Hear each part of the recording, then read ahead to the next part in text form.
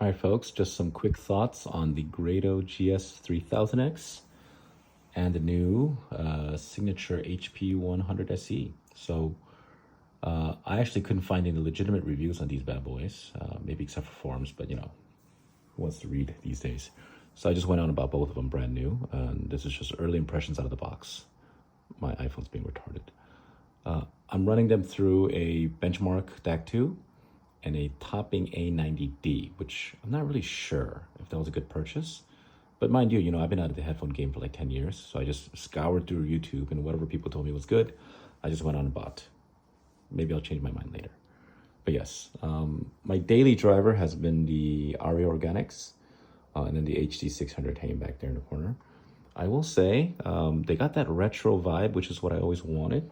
I could never afford these in college, so now that I had a chance, I just straight up bought them and tried them out. These things are much heavier than the 3000s, but they're also super sibilant. And I think Grados have been known for that, but it's almost like difficult to listen to level sibilant, right?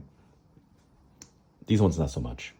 I will say they both have kind of this bass roll-off where kind of the deep bass is just not really there.